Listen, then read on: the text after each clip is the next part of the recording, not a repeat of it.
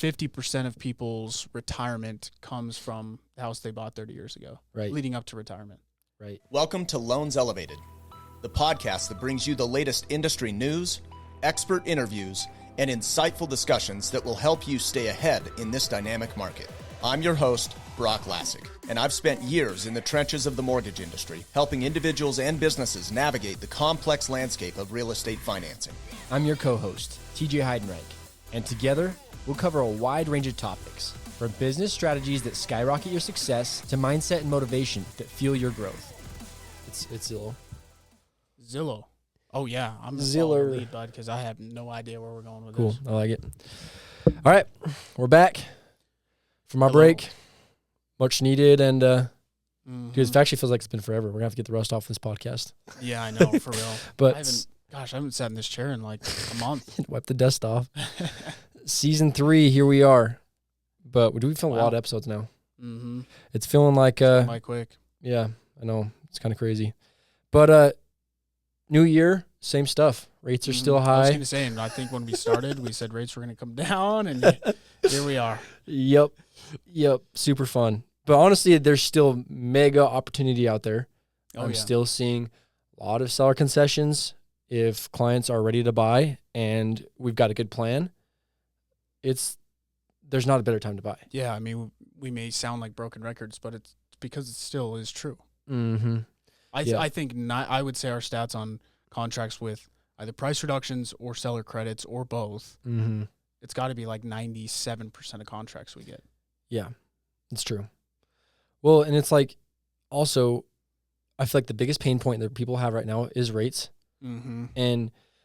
But they're missing the bigger picture, which is you purchase real estate as of course a place to live, but also an investment, right? Mm-hmm. And it's not a get rich quick scheme. We've talked about that, but over Yeah. time, it's an asset that's going to appreciate. Even last year, we didn't have the best appreciation year, but Zillow just came out with numbers. In the state of Utah, it was like 1.8 to 2%, depending on the area for Yeah. appreciation. You Which, got to forget about COVID. I think that's a big deal. right, yeah, for sure. You just got to forget about COVID. Well, especially, I mean, it's a pretty damn good ROI when you factor in Even at 2%.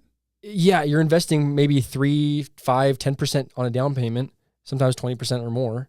But I see more with first-time home buyers, 3 to 5%, Mm-hmm. and it's appreciating based off the total asset at 2%. Well, what, 500,000, 5% down, Well, 2%, that's damn near 50% return on investment in 1 year. exactly, Even at the lowest historical. exactly. Well, one of the lowest historical appreciation numbers we've seen since probably 30 08 or- years. Yeah, exactly, leading up to exactly. it. Yeah.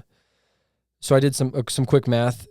So we'll say the average home pricing here in Utah is like it's like mid 500. So I just did at 550. I rounded up a little bit. 550 times that by 2%. Do some math here real quick. 2%.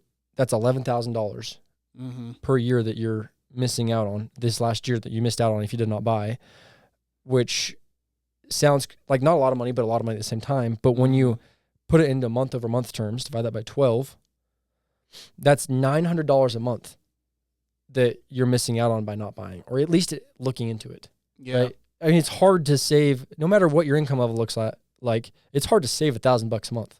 Oh, yeah. That's essentially what you're doing by buying In now today's world. and gaining especially. appreciation.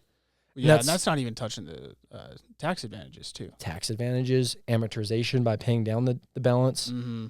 So when you factor in So all you're that, building almost like a natural savings account by paying down the mortgage balance. people just don't think about that. Even if you stayed at 2% for 30 years, It's it's still going to be insane. and it's still better than renting if you're not a homeowner. One, I don't remember the exact stat. It was one of those real estate guru guys. I think it was like Chris Crone or something.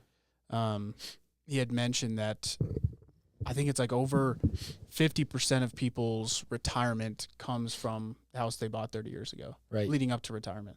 right. And most of the time, that's just using a historical average of 4, almost 5%. You know, we're not Yeah, even it's true. considering the anomalies. Mm-hmm. Well, the year 2023 was also a bad year for appreciation. We saw 6%. Mm-hmm. So, I mean, Yeah. the same guru said that the average net worth of a homeowner versus a non-homeowner is 40x more for a homeowner. Mm-hmm. That's where their net worth comes from, is through real estate. Yeah. I mean, whether you're a conscious investor or not, I mean, it goes both ways, but the people who don't make those continuous conscious decisions to invest money like that, you're the perfect fit to just buy a house. You're gonna be investing just by making your mortgage payment. Mm-hmm. But then you get to live in it. You get to create memories. There's just so many other ways to enjoy it while also like growing your net worth extremely.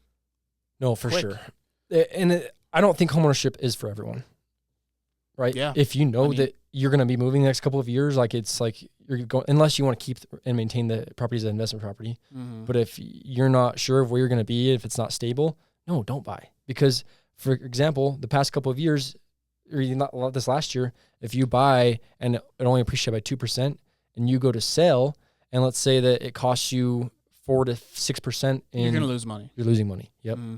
Well, and if everyone could do it, if it was easy, everyone could do exactly. it. Yeah, right? For sure. And that's exactly what COVID was. Mm-hmm. And COVID was unsustainable. Not real. Yeah, it's unsustainable. Mm-hmm.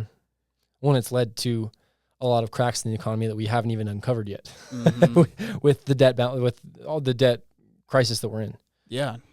We should be grateful appreciation has slowed down a little bit. Yeah, it's going to allow people's incomes to catch up, clean up your debts to where you're not getting extremely left behind. I mean, you're still getting left behind, even looking at 2%. I mean, $900 a month. Yeah. That's tough to outpace, but right. I mean, it's better than 25%, which is what it would be if rates were stupid low and everyone could afford to buy. Yeah. Well, another thing that, I think you have a lot of consumers too that are just kind of getting exhausted.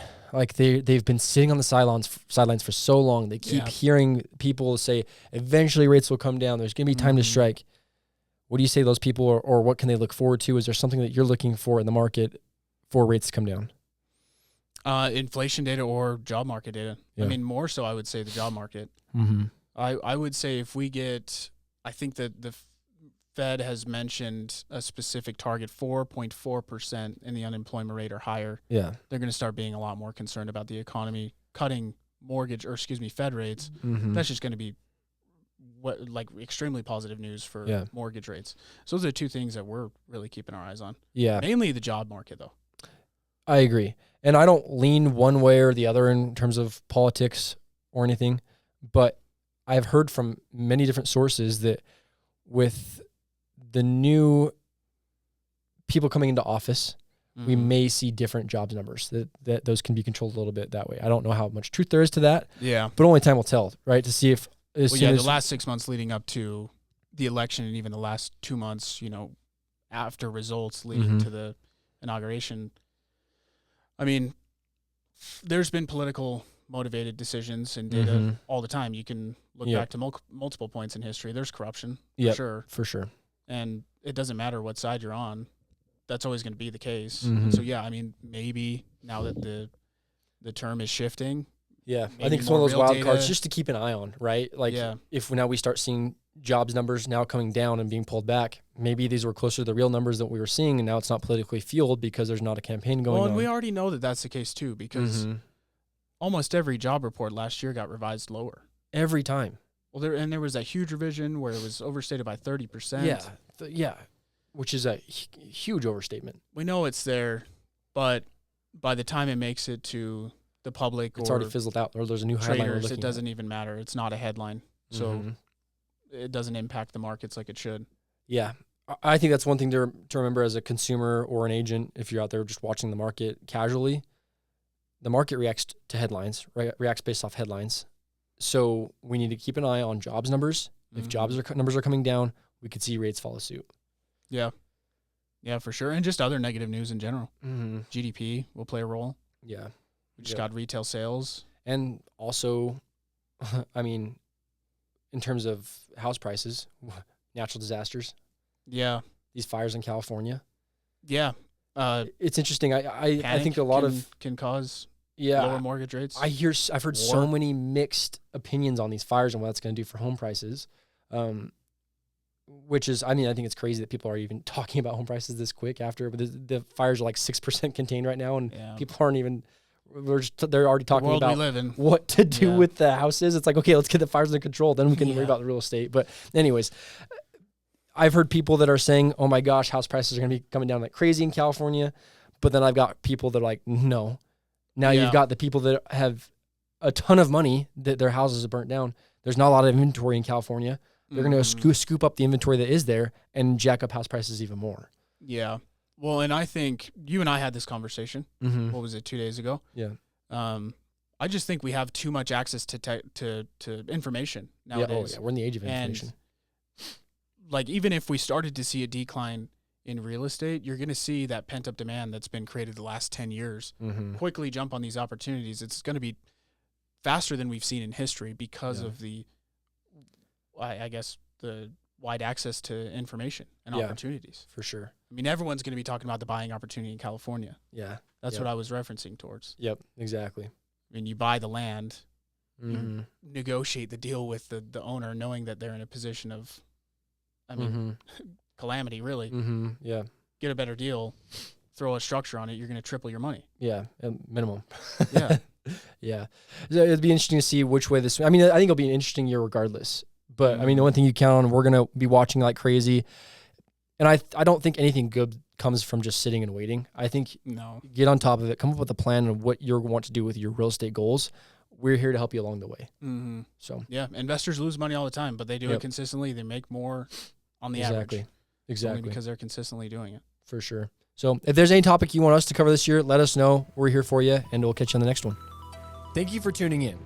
For more industry insights, follow us on all platforms at Loans Elevated. And to get in touch with our team, call or text 801-713-4000 or visit loanselevated.com.